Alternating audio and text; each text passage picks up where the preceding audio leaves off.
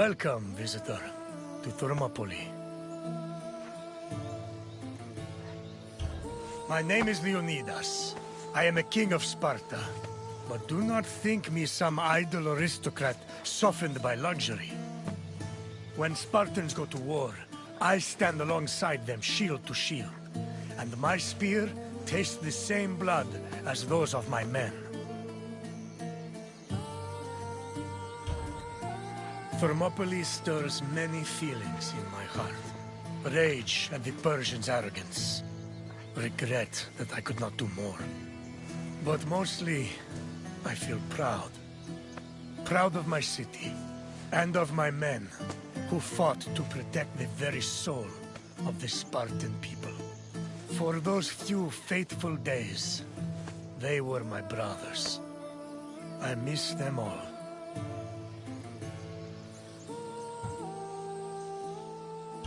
Thermopylae was where a courageous group of Spartans stood amongst other Greek soldiers and held off the forces of King Xerxes, the Persian. When you're done, find me and we'll speak more.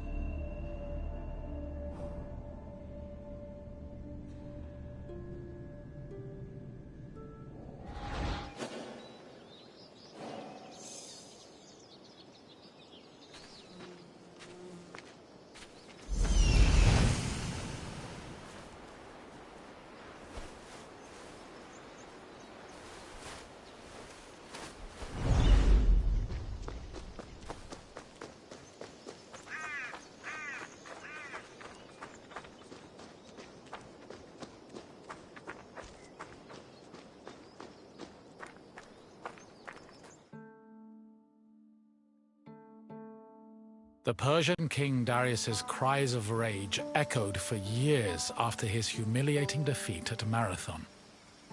Even after Darius's death, his son Xerxes continued to seek vengeance against the Greeks. According to Aeschylus, Asia was emptied of all its men. Greek spies brought the news of Xerxes' imminent invasion back to their homeland.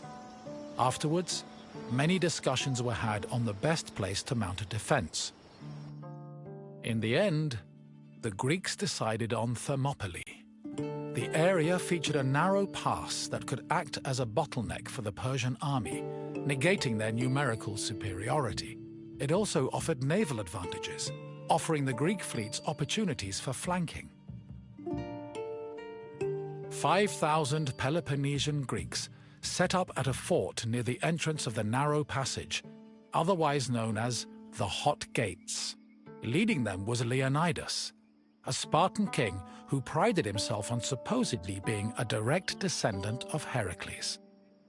Leonidas was accompanied by several elite soldiers who together made up the famous 300 Spartans.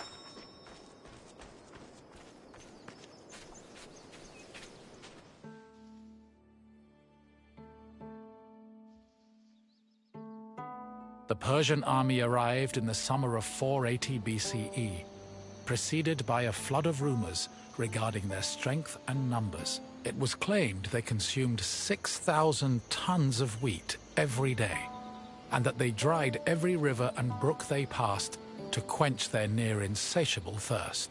During their march to Thermopylae, the Persians faced no opposition, and in fact, increased their numbers further by recruiting more soldiers from other Greek cities and places like Thrace.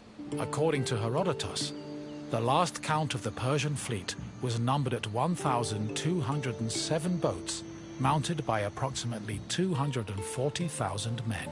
He estimates the land army, meanwhile, was made up of more than 1 million men. The Greek forces at Thermopylae were heavily outnumbered.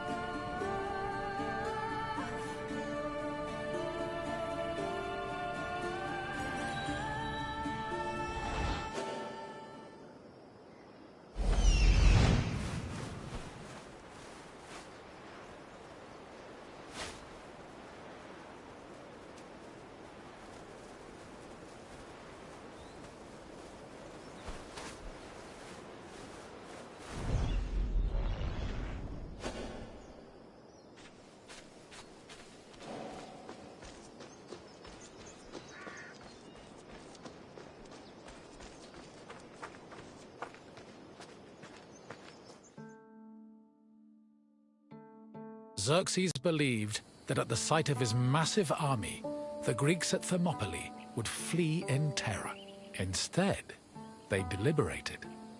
The majority of the Peloponnesians wanted to engage the Persians on the Isthmus of Corinth. Leonidas, meanwhile, believed it was wiser to stay put in Thermopylae. While the Greek forces debated, a Persian horseman was sent to spy on the enemy. He returned to Xerxes with surprising news. Not only were the Greeks not fleeing, but the Spartans guarding the fort were exercising and combing their hair. A far cry from the fearful soldiers Xerxes expected. To increase the pressure on the Greeks, Xerxes waited 4 more days, then attacked on the 5th. The Persians faced heavy resistance and suffered many losses, and Herodotus says Xerxes leaped 3 times from his chair, seized with fear for his army. The following day proved to be just as difficult for the Persian forces, and the Greeks continued to stand their ground.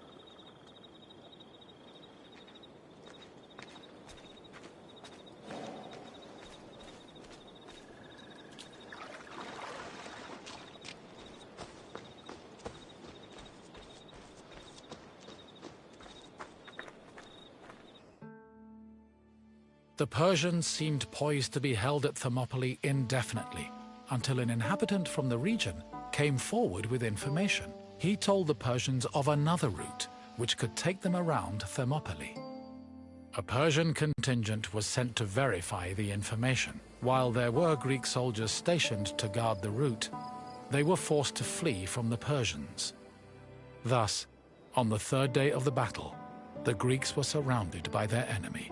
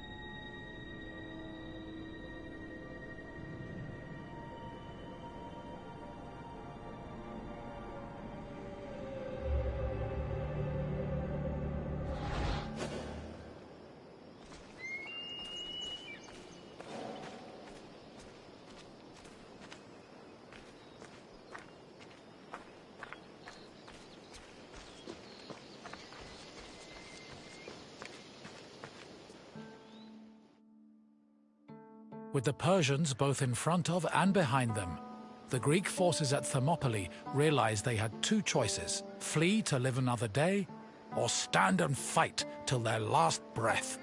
Most of the Greeks chose the former option, but some stayed, including Leonidas and his 300 Spartans.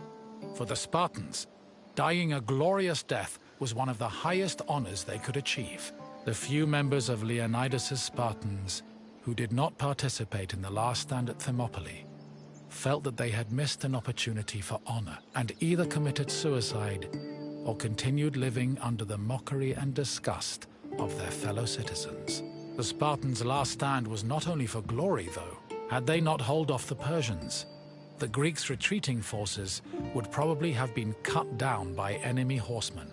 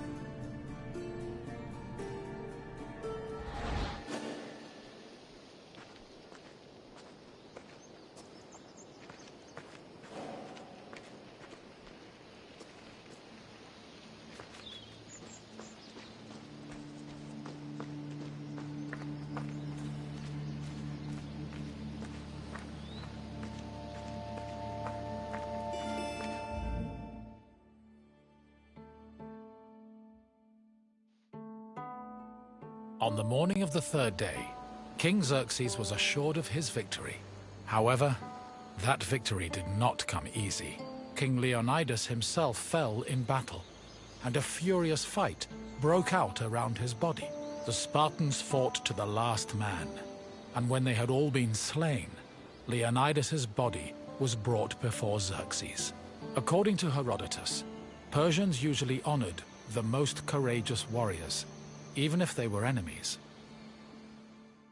However, Xerxes was so consumed by rage at the Spartans' resistance that instead he cut off Leonidas's head and ordered it impaled on a stake. A statue of a lion was later erected on the hill of the Spartans' last stand in honor of Leonidas's bravery.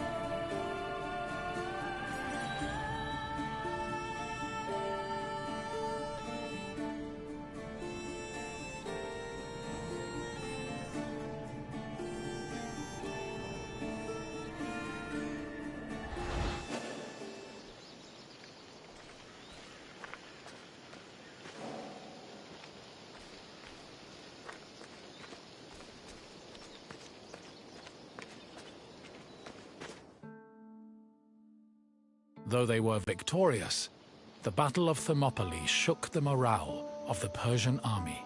They had lost thousands of men, while Greek casualties only numbered in the hundreds, and due to the sacrifice of the Spartans, the rest of the Greek army had been able to successfully retreat and regroup. As a result, even as Xerxes set up camp at the foot of Athens' Acropolis, ready to get revenge for his father's humiliating defeat at Marathon, the Persians were more anxious than confident.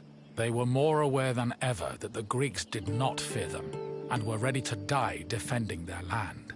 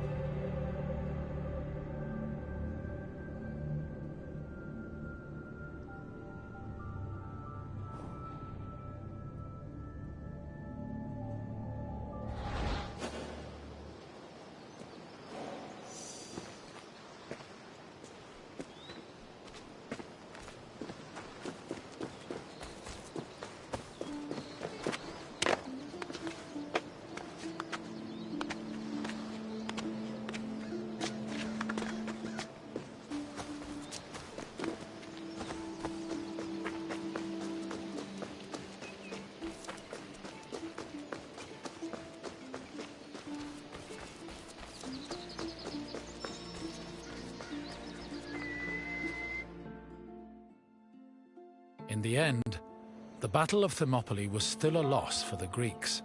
However, the battle gave the Greeks a boost in morale that carried them all the way to their decisive victory over the Persians in the Battle of Plataea in 479 BCE. With the war against the Persians finally won, the Greeks were able to honor the sacrifice of Leonidas and his Spartans with memorials and poems, forever solidifying the glory of Sparta's military prowess. The newfound respect for Sparta was noteworthy, because before the war, the city was seen as no more than a bully who forced itself into the affairs of others. Thermopylae changed opinions of Sparta for the better, and gave them a legitimate claim to be one of Greece's most powerful and influential cities.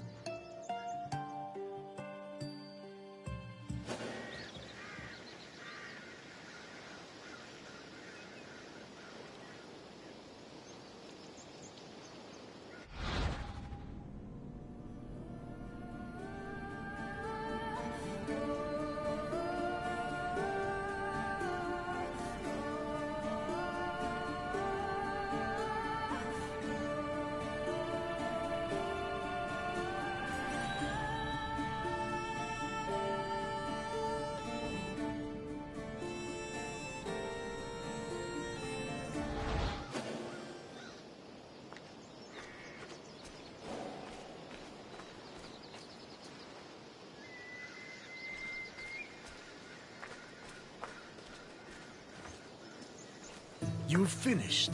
I hope you understand the magnitude of the sacrifices made at Thermopylae. Without them, the Greek people would have surely ended as a footnote in Persian history. Is there something else you'd like to do? If you think you're ready, let's begin. First question. Who was Xerxes' father?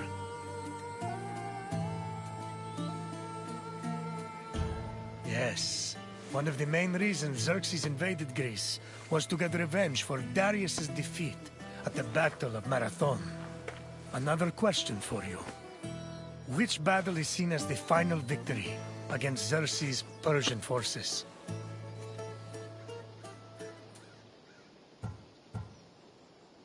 Correct.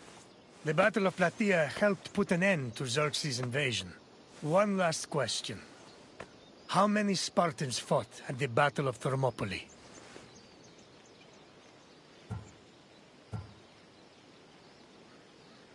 Yes, 300 of us stood against Xerxes' forces.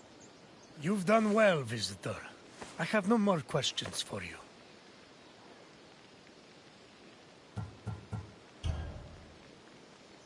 Farewell, visitor.